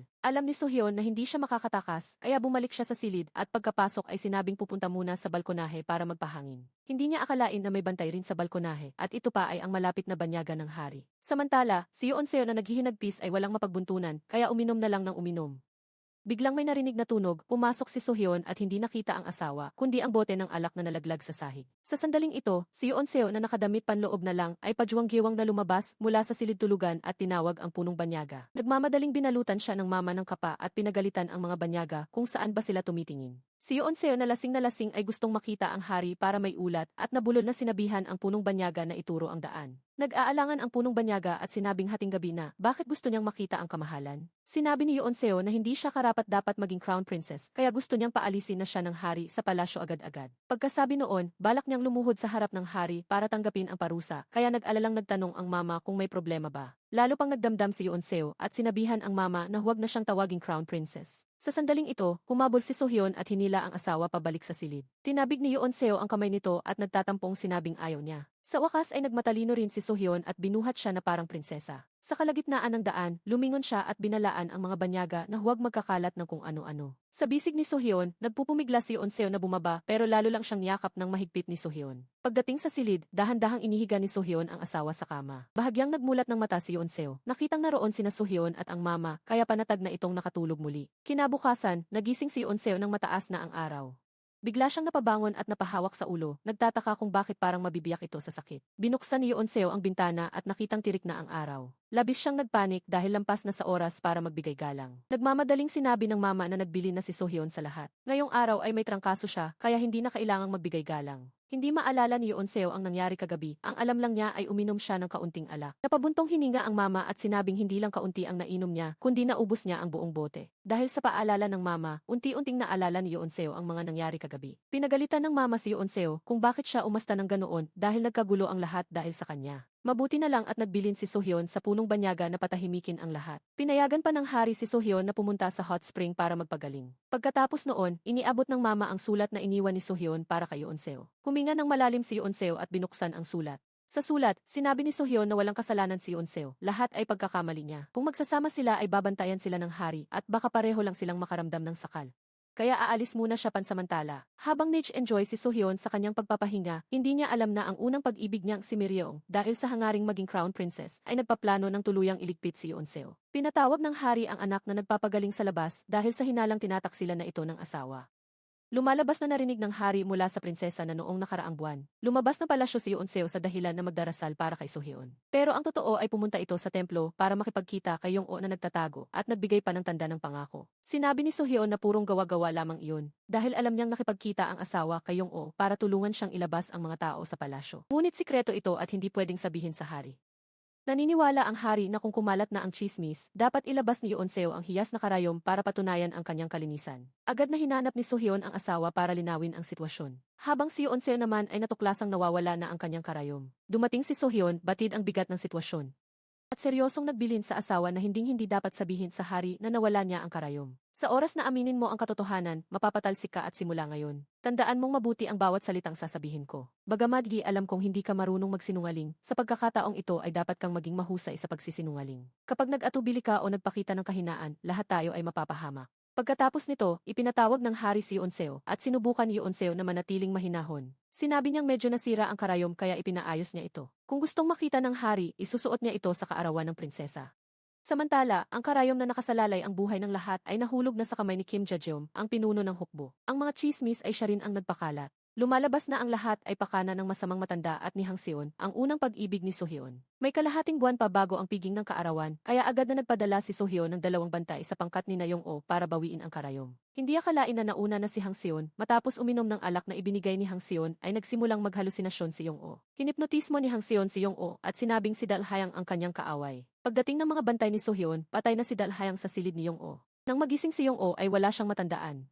Sinamantala ng lokal na opisyal at ng masamang matandang si Kim Ja-jeom ang pagkakataon para itistis ang silid ni Yong-o at nahanap ang hiyas na karayom na nakatago sa ilalim ng kama. Batay sa mga ebidensya, kinumpirma na si Dalhayang ang namatay. Naramdaman ng mga bantay ni Sohyeon ang patibong, ngunit wala silang magawa kundi ang magpadala ng balita kay Sohyeon. Kasabay nito, nakatanggap si Kim Ja-jeom ng isang lihim na sulat mula sa bangkay ni Dalhayang. Ang nilalaman ay may tsismis na ang Crown Princess ay may ugnayan kay General Yong-o at nagbigay pa ng karayom bilang tanda. Si Dalhayang, sa paghahangad na malaman ang totoo, ay pumasok sa silid pero nahuli ni Yong-o at pinatay para patahimikin. Naisip ni Sohyeon na dapat na siyang kumilos, sa takot na muling ipatawag ang asawa, inihatid niya muna si Yeonseo sa bahay ng mga magulang nito. Sumakay si Yeonseo sa kalesa at sinabi kay Sohyeon na pakiramdam niya ay hindi na siya makakabalik. Biniro siya ni Sohyeon na hindi ba ito naman ang kanyang hiling. Nang makitang iiyak na si Yeonseo, agad siyang nagseryoso at sinabing hindi matutupad ang hiling nito, kaya huwag nang umasa. Sa narinig kay Sohyeon, sabay na umiyak at tumawa si Yeonseo habang pinapanood itong umalis. Nang malayo na ang kalesa, agad ding umalis si Sohyeon para lihim na pumunta sa kinaroroonan ni Dalhayang. Ngunit nang mahanap niya si Kim Ja-jeom, isang kahon lang ang ibinigay sa kanya ng masamang matanda at sinabing ito ang ulo ni Dalhayang. Habang wala si Sohyeon, sinamantala ng tusong si Hang Seon ang pagkakataon para asarin si Yeonseo. Hawak niya ang dokumento ni Dalhayang at sinabi kay Yeonseo na patay na si Dalhayang at ipinadala na ng hari ang punong banyaga para kunin ang karayom. Sa oras na iyon, malalaman ng buong mundo ang masamang balita tungkol kay Yeonseo. Sa halip na iyon, mas mabuting mag-isip si Yeonseo ng ibang paraan. Kapag napatalsik si Yeonseo, siya na ang susunod na magiging crown princess. Tinanong ni Yeonseo si Hang Seon kung narito ba ito para himukin siyang magpakamatay at ibigay ang pwesto sa kanya. Pagkatapos, pinuntahan ni Yeonseo ang guro ni Sohyeon at nakumpirmang napakaseryoso ng sitwasyon. Sa kalaliman ng gabi, balisa si Yeonseo, nasasaktan sa pagkamatay ni Dalhayang at nag-aalala sa kanyang kalagayan kaya umiyak siya ng tahimik. Naalala ang mga sinabi ni Hang Seon, halos mawala na siya ng pag-asa at biglang tumingin sa kisam. Sa kabilang dako, nakatayo si Sohyeon sa harap ng puntod ni Dalhayang, puno ng pighati. Sa katunayan, may lihim na kasunduan si Sohyon sa mga bantay at punong banyaga na hanggang buhay si Dalhayang ay ibabalik ang karayom sa Crown Princess. Ngunit ngayong patay na ito, nagpasya si Sohyon na makipagkasundo kay Kim Jajom para iligtas muna ang buhay ng asawa. Dito naman, sa madaling araw, nakita ng mama ang lubid sa kisam ng silid ni Yoonseo at sa huli ay nahanap siya sa labas ng bakuran. Matatag na sinabi ni Yoonseo sa mama na gusto na niyang bumalik sa palasyo. Sa kabilang panig, pinuntahan ni Sohyon si Kim Jajom para pag-usapan ang mga kondisyon. Hindi akalain na ang masamang matanda ay maglalabas ng lihim na kasunduan. Gusto niyang siya ang magpasya kung sino ang susunod na Crown Princess. Sinubukan ni Sohyon na magtanong kung si Hang Seon ba ang napili nitong susunod na Crown Princess. Hindi ito itinanggi ni Kim Jajom at nang makuha ang sagot, labis na nagalit si Sohyon. Kasabay nito, nagpaalam si Yoonseo sa kanyang ina para bumalik sa palasyo. Hindi akalain na naghihintay pala si Hang Seon sa daan. Kinutya ni Hang Seon si Yoonseo dahil sinayang nito ang pagkakataong protektahan ang kanyang dangal. Naniniwala naman si Yoonseo na hindi ganoon kadaling mamatay si Dalhayang at nagtitiwala rin siya sa talino ni Sohyon. Kahit hindi siya mahal ni Sohyon, hindi siya nito pababayaan para lang pakasalan ang isang mamamatay tao. Samantala, hawak ni Sohyon ang kasunduan, galit na gustong magpataw ng parusang kamatayan. Nang makitang nag-aalangan si Sohyon, ginamit ng masamang matanda ang buhay ng Crown Princess at ni Yong-o para manakot. Walang magawa si Sohyon, hawak ang panulat para pirmahan ang kasunduan ang may isang batang babaeng Haojin ang sumigaw ng pagbati sa tatlong musketeers. Ngunit agad itong ipinag-utos ng masamang matanda na kalagkarin palabas. Biglang naalala ni Sohyon, bukod kay Dalhayang ay wala nang iba pang nakakaalam sa tatlong musketeers. Kaya agad niyang sininyasan ang bantay gamit ang mata para hanapin ang taong iyon. Matapos makuha muli ang kalmado, ibinaba ni Sohyon ang panulat at pinunit ang kasunduan para pakasalan si Hang Seon. Hindi naintindihan ng masamang matanda ang nangyayari, binalak pang gamitin ang lumang pananakot. Sinabihan siya ni Sohyon na alalahanin na lang ang sarili niyang buhay, dahil balak niyang ipapatay si Yong-o at palitan ang kanyang Crown Princess. Kung ayaw niyang mamatay sa paraang paghiwa-hiwalay ng katawan, subukan niya lang. Sa oras na ito, hinarang ni Seungpo ang mga tao sa ibaba, sinabing sila ang tatlong musketeers. Sino raw ang nagsabi sa bata na hanapin sila? Pagkarinig nito, hinila ng bata ang dalawa para tumakbo at saktong nasa panganib si Dalhayang. Dumating sila sa tamang oras para magligtas at sumunod na rin si Sohyon para sumali. Dahil sa tindi ng sitwasyon, pinabalik agad ni Sohyon si Dalhayang sa palasyo. Hanapin ang punong banyaga dahil siya lang ang makakaligtas kay Yoonseo. Naiwan ng tatlo para mabilis na tapusin ang laban na ito. Ipinahayag ng mga bantay ang pagkakakilanlan ni Sohyon, ngunit walang naniwala. Pagkatapos ng bakbakan, hinuli sila ng mga opisyal dahil sa panggugulo. Sa liblib na lugar na ito, walang naniniwalang siya si Sohyon. Sa kabilang banda, dumating na ang araw ng kaarawan ng prinsesa. Naghihintay ang lahat na makitang hindi mailabas ng Crown Princess ang hiyas na karayom para mapahiya at mapatalsik. Si Yoonseo naman ay handa na ring tanggapin ang kamatayan. Ibibigay na sana ng punong banyaga ang karayom sa hari nang dumating si Dalhayang sa tamang oras. Labis siyang nagulat na buhay pa si Dalhayang, natupad din nito ang pangako kay Sohyon. Sa piging, nakatitig ang lahat sa malaking pinto habang naghihintay. Nakatayo si Yoonseo sa may pinto, nakapikit at handang tanggapin ang lahat, nang biglang may inilagay na karayom sa kanyang kamay. At ang taong naglagay ng karayom na iyon sa kamay ni Yoonseo ay walang iba kundi si Dalhayang. Nang makitang buhay pa si Dalhayang, labis na natuwa si Yoonseo. Pagkatapos ay isinuot ni Yoonseo ang karayom na ibinigay ni Dalhayang, dahan-dahang pumasok sa piging at kalmadong bumati sa hari. Sa sandaling ito, naglaho ang lahat ng paninira, habang ang punong banyaga ay tulala pa rin sa pinto at nagtataka kung paano nabuhay si Dalhayang. Lumalabas na noong gabing iyon, nasugatan lang pala si Dalhayang ni Yong-o. Sa gitna ng panganib, napatumba ni Dalhayang si Yong-o, saktong pumasok ang isang sundalo. Akala ni Dalhayang ay kakampi ito, ngunit naglabas ito ng espada para patayin siya. Matapos malupig ang sundalo, nalaman ni Dalhayang na may darating pa para tingnan kung patay na siya. Balak sanang tumalo ni Dalhayang sa bintana pero bangin ang nasa labas at may dumating na nga. Mabilis na pinutol ni Dalhayang ang ulo ng sundalo, inilagay ang kanyang espada at dokumento rito. Habang siya naman ay nagtago sa ilalim ng sahig, kaya maswerteng nakaligtas. Pagkatapos, iniligtas siya ng isang batang babaeng Haojin at dinala sa bahay nito. Narinig ni Dalhayang sa bata na may tatlong taong umiyak sa harap ng kanyang kunwari ang libingan. Kaya agad niyang naisip sina Sohyon at ang dalawa pa at nakiusap sa bata na hanapin ang tatlong musketeers. Ngunit nang makita ng bata ang tatlo, agad niya silang hinila at tinanong kung sila ba ang tatlong musketeers. Sa hindi inaasahang pagkakataon na mahanap si Sohyon, naging mitsa rin ang bata para maghinala ang mga tauhan ni Kim Jajom at naunahan pa si Sohyon na mahanap si Dalhayang. Mabuti na lang at sa gitna ng panganib ay dumating si Sohyon kaya nakabalik ng buhay si Dalhayang.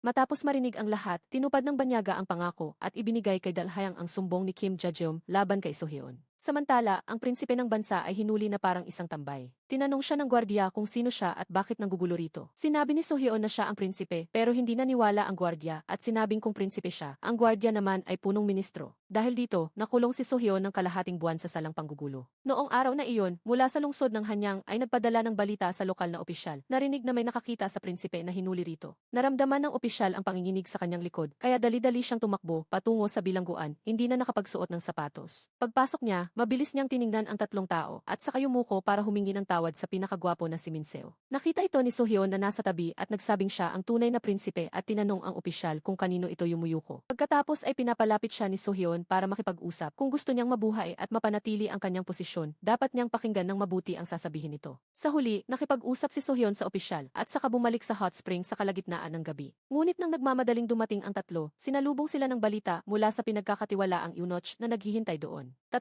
araw nang pumunta ang hari para suriin ang villa sa hot spring at nalamang wala doon si Sohyeon. Gumawa agad ng kwento ang eunuch na ang tatlo ay lumabas para magsugal. Ngayon, ang mga pasugalan sa lungsod ng Hanyang ay tiyak na rin-raid na lahat. Agad na nanamlay ang tatlo na parang basang crackers at tinanong kung bakit hindi nakaisip ang eunuch ng mas magandang dahilan. Kaya naman nagmamadali silang pumunta sa lungsod ng Hanyang, humanap ng tago na pasugalan at naghintay na mahuli. Sa kabilang banda, mainit ang ulo ng hari kamakailan dahil sa kanyang suwail na anak, kaya gaya ng dati ay pinagalitan ang tatlo ni Sohyeon. Ngunit ang paninermo na ito ay medyo kakaiba. Ipinakilala ng hari sa tatlong nakaluhod ang isang salamin at nang makitang lumabas si Dalhayang, nanlaki ang kanilang mga mata sa gulat. Pagkatapos, ikinuwento ng hari ang kabayanihan ni Dalhayang at itinaas pa ang kanyang ranggo sa ika-6 na baitang bilang kanyang royal guard. Lumabas na naikwento na ni Dalhayang sa hari kung paano siya nakaligtas sa kamatayan, kaya hindi nagtagumpay ang plano ni Kim Jae-jeong. Naantig ang hari sa kanyang katapangan at hindi akalaing ang apat na ito ay magkakasama sa isang panig. Tinawag ng hari si Dalhayang para lumapit at pinuri siya ng husto. Pagkalabas, sinabihan ni Sohyeon si Dalhayang na dapat siyang manlibre dahil solo niya ang lahat ng parangal ng grupo. Hindi napigilan ni Seungpo ang magreklamo dahil 6 na taon na siyang bodyguard ni Sohyeon pero hindi niya akalaing ang batang si Dalhayang ay biglang naging boss nila nang hindi namamalayan. Sa oras na ito, ang asawa lang ang iniisip ni Sohyeon matapos paalisin ang tatlo, agad niyang hinanap ang prinsesa. Pagkakita sa East Palace, naalala niya ang isang buwan ang nakalipas nang umalis itong umiiyak at tumatawa pabalik sa bahay ng mga magulang nito. Sobrang tuwa ni Sohyeon, naglakad siya patungo sa kwarto ng asawa at pinagbawalan ang mga katulong na mag-anunsyo dahil gusto niyang isurprise si Yeonseo. Masaya niyang binuksan ang pinto at pumasok, ngunit nalamang walang tao doon. Nagtataka niyang tinanong ang katulong at nalamang pumunta si Yeonseo sa templo para sa anibersaryo ng pagkamatay ng reyna. Dismayang bumalik si Sohyeon sa kwarto nang dumating ang katulong para ibalita na hindi pa nakakaalis si Yeonseo. Kailangan ba niyang tawagin ito para pumunta rito? Sabi ni Sohyeon ay huwag na, ngunit pagkaalis ng katulong, nagbihis siya ng pangkaraniwang damit, palihim na iniwasan ang lahat ng eunuch para hanapin si Yeonseo. Masasabing mahusay ang kakayahan ni Sohyeon sa pagtatago. Nang makita ni Mama si Sohyeon, mahina niyang ibinalita ito kay Yeonseo. Agad na lumingon si Yeonseo, mahiyain siyang lumapit kay Sohyeon at malungkot na nagsabing kararating lang nito pero aalis na siya at humingi ng paumanhin sa pangit na dahilang ginawa para sa kanya. Pabirong sinabi ni Sohyeon na kapapagalit lang sa kanya. Nang maalala, bigla ni Yeonseo ang tungkol sa hairpin. Ipinakita niya ito kay Sohyeon at masayang ikinuwento kung paano dumating si Dalhayang sa tamang oras para iligtas siya. Na parang isang himala, may selos na sinabi ni Sohyeon na si Dalhayang ay ipinadala niya talaga para iligtas siya. Sagot ni Yeonseo ay alam na niya ito. Nang makitang kalmado ang asawa, nagtaka si Sohyeon kung bakit alam na niya pero pinupuri pa rin si Dalhayang. Napansin ni Yeonseo ang kakaibang kilos ni Sohyeon, agad siyang humabol at tinawag ito, tinatanong kung may nagawa ba siyang mali. Nagsiselos si Sohyeon at umiling na wala. Nagtaka si Yeonseo kung bakit parang malungkot si Sohyeon, pilit na umiti si Sohyeon at itinanggi ito.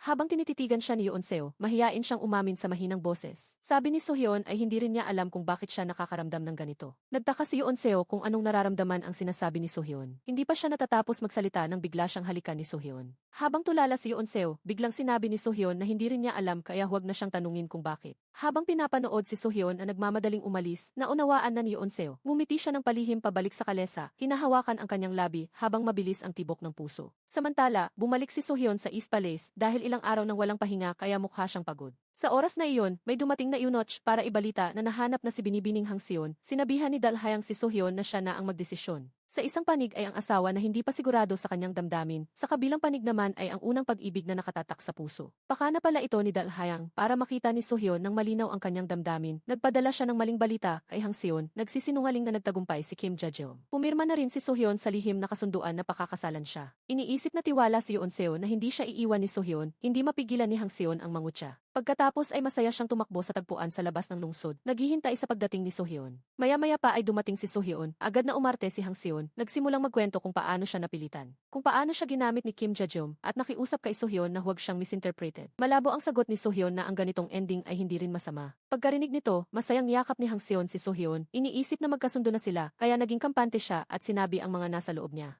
Matapos ang lahat, sa huli ay magsasama pa rin sila. Kung alam lang ito noon, hindi sana magiging parang hostage si Yoon-seo na dinala sa East Palace para mamuhay ng mag-isa. Tinanong ni Sohyeon kung ano ang sinabi niya kay Yoon-seo. Sinabi ni Hang Seon na dahil tatanggalin din naman sa pwesto si Yoon-seo, pinayuhan niya itong tapusin na lang ang sariling buhay para mapanatili ang dangal. Matapos marinig ito, dahan-dahang itinulak ni Sohyeon si Hang Seon at sinabi sa kanya na mabuti na lang at nagkita silang muli. Siya mismo ang lumutas sa pinakamalaking salungatan sa buhay niya. Inutusan siya ni Sohyeon na pumunta sa lungsod ng Hanyang para maghanda. Naramdaman ni Hang Seon na ang kanyang sawing buhay ay sa wakas ay magiging masaya na. Paglabas, nakita ni Hang Seon ang eunuch na nagpayo noon kay Sohyeon na saktan siya at tinuya ito na tiyak na magulo ang nararamdaman nito. Nang makitang lumabas si Sohyeon, agad niyang binago ang kanyang ekspresyon. Sinabihan siya ni Sohyeon na mauna na at susunod na lang siya. Habang nasa daan, sobrang excited ni Hang Seon, iniisip pa niya ang eksena na labas-pasok siya sa East Palace at iginagalang ng lahat. Sa sandaling ito, iniulat ng eunuch na nakarating na sila at pinababa siya sa kalesa. Pagkababa niya, bago pa man siya makapagsalita, agad siyang ipinakulong ng eunuch sa piitan. Akala ni Hang Seon ay sariling desisyon lang ito ng eunuch, kaya sumigaw siya kung ano ang ginagawa nito, nababaliw na ba ito? Sinabi ng eunuch na ito ay utos mismo ni Sohyeon. Sumigaw si Hang Seon na hindi maaari dahil kakasabi lang nito na sasama sa kanya sa Hanyang nang biglang lumitaw si Dalhayang.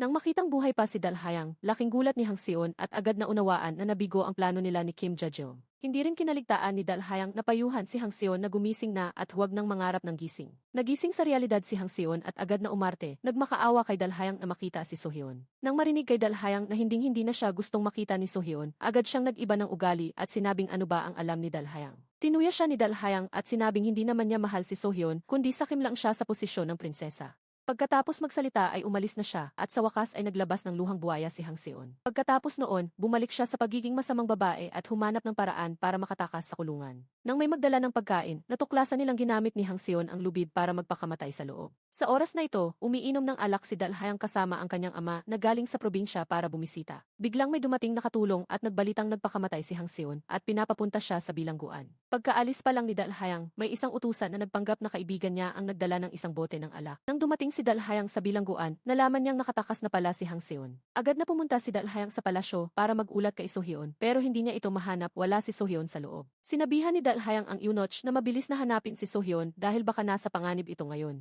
Pagkatapos, nagmamadaling umuwi si Dalhayang para kumuha ng espada, ngunit natagpuan niya ang kanyang ama na wala ng malay sa ibabaw ng mesa. Sa sandaling ito, dumating din sina Seungpo at Minseo. Naintindihan ng lahat na ang alak ay bigay ni Hang Seon at ang kanyang ama ang sumalo sa kamatayan na para sana sa kanya. Kasabay nito, sa ibang lugar, nagdarasal si Yoon-seo sa templo, iniisip na hindi rin makatulog si Sohyeon. Biglang bumukas ang pinto at isang babae ang tahimik na pumasok. Nag-alalang tumingin si Yoon-seo, iyon pala ay ang kanyang pinagkakatiwalaang mama. Pagkatapos, sumunod si Yoon-seo sa mama para makipagkita kay Sohyeon na dumating sa templo sa kalagitnaan ng gabi. Masayang lumapit si Yoon-seo at nagtanong kung dumaan lang ba siya rito dahil papunta siya sa archery range. Ngunit ang totoo, pumunta siya roon para lang makita siya. Ang sandaling ito ng pagtibok ng puso ay 5 taon nang hinihintay ni Yoon-seo. Talagang hiling niya na tumigil na lang ang kaligayahan sa sandaling ito. Maya-maya, binitawan na ni Sohyeon ang asawa at mayabang na nagtanong kung curious ba siya kung bakit niya ginawa iyon.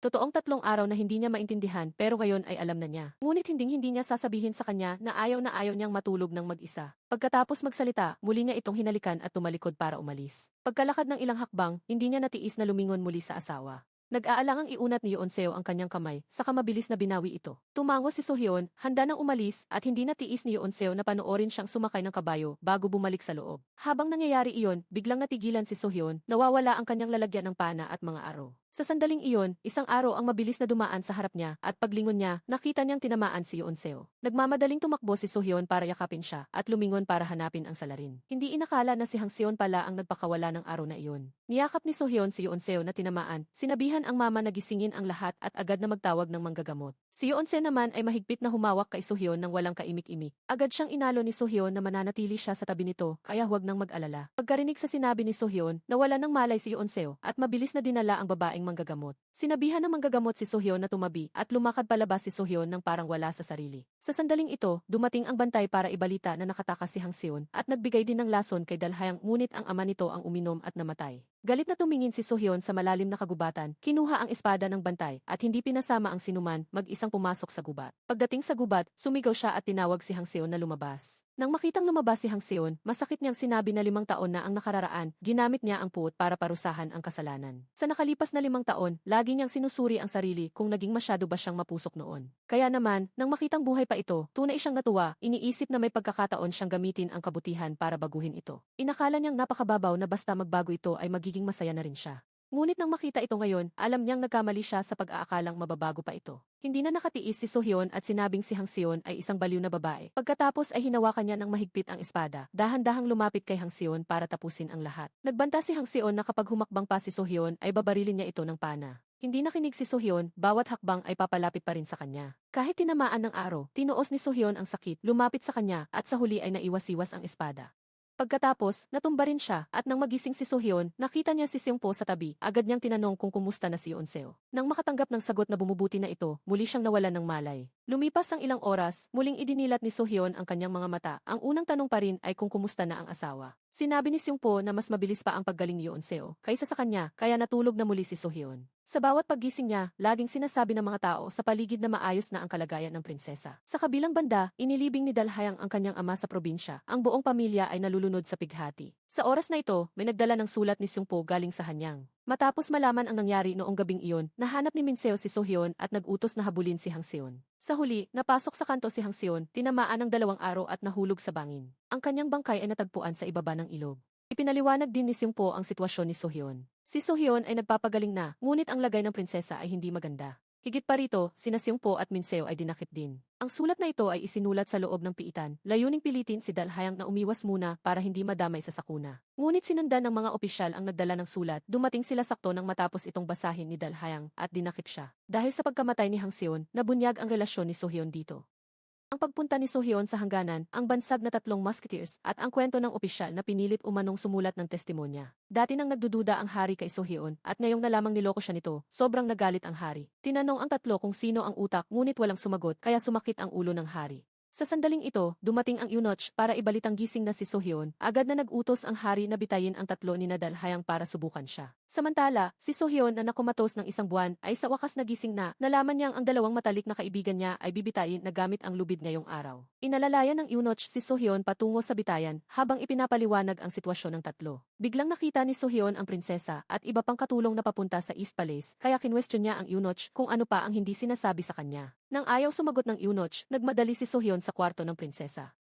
Pagdating sa pinto, narinig niya ang usapan sa loob na kapag nagpatuloy ito, hindi na magtatagal ang buhay ni Yeonseo. Hindi makapaniwala si Sohyon, lumapit sa kama, napaupo sa tabi ng asawa at nagtanong kung ano ba talaga ang nangyari. Hindi ba sinabi nila noon na bumubuti na ang lagay ni Yeonseo? Ipinaliwanag ng manggagamot na matagal nang walang malay si Yeonseo. Natakot lang silang makaapekto ito sa sakit ni Sohyon kaya itinago nila ito. Nag-aalalang tumingin si Sohyon kay Yeonseo, habang sa bitayan naman ay nanginginig na nag-aalo ang 3 sa isa't isa. Sinabi ni Dalhayang na wala siyang pinagsisisihan, sinabi naman ni Minseo na lumakad na ng matiwasay, habang si Seungpo naman ay nangangatog na nagsabing mababaliw na siya. Sa sandaling ito, bago pa mag-utos ang hari na simulan ang bitay, dumating ang eunuch at nakiusap na maghintay muna. Pagkatapos ay inalalayan si Sohyon palabas, ngunit nang makita siya ng hari, muli nitong ipinag-utos na ituloy ang pagbitay. Sinipa ang upuan sa paanan ng 3 at naiwan silang nakabitin sa hangin. Nagsalita si Sohyon at umamin sa hari na siya ang isa sa 3 musketeers. Naghudyat ang hari na huminto, pinagalitan si Sohyon sa pagbaliwala sa kanya at sa korte, at sa lihim na pagtulong sa mga sundalong tata. Nang marinig ang pag-amin ni Sohyon, nagitngit sa galit ang hari at gustong isama si Sohyon sa parusa, kaya inilagay din siya sa bitayan. Lumapit ang hari sa harap ni Sohyon at tinanong kung naintindihan na ba niya ngayon kung gaano kalaki ang kanyang kasalanan. Habang nakatayo roon, ano ang nararamdaman niya?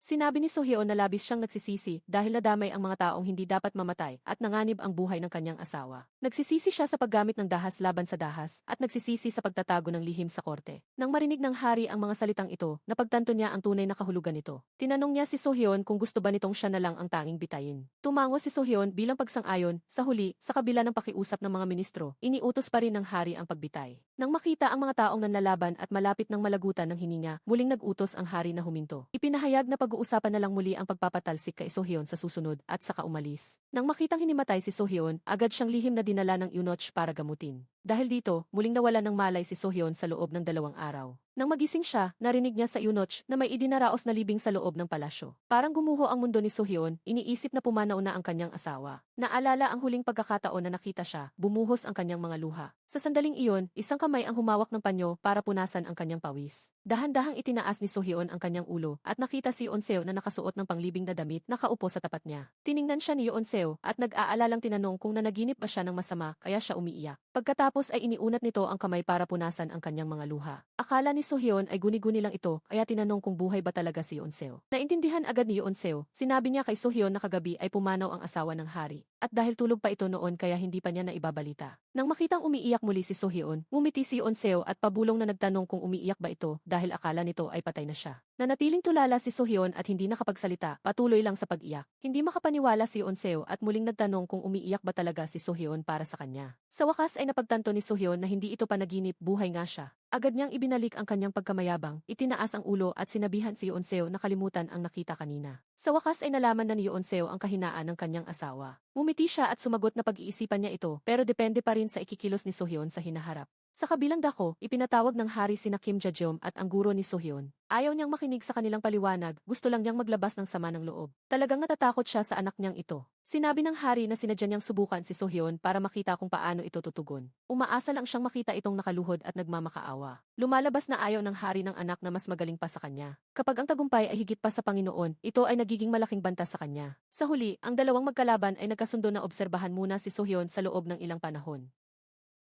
Ngunit ng gabing iyon, nagmamadaling nagulat ang eunuch na sumiklab na ang digmaan, isang malupit na labanan ang nagsimula. Dahil sa takot, iniwan ng hari ang taong bayan at palihim na tumakas mula sa kabisera sa kalagitnaan ng gabi. Sa huli, sina Sohyon at Yeonseo ay nadakip bilang mga bihag sa Haujin. Tiningnan ni Dalhayang ang tahimik na East Palace at labis na nalungkot. Pagkalipas ng 2 taon, nagpasya si Dalhayang na pumunta sa Haujin para sundan si Sohyon. Sa gitna ng kamalasan, nakaligtas si Kim Ja-jum mula sa kamatayan. Noong gabing iyon, isang babae ang lumapit kay Kim Ja-jum at sinabing gusto niyang maging babae ng hari.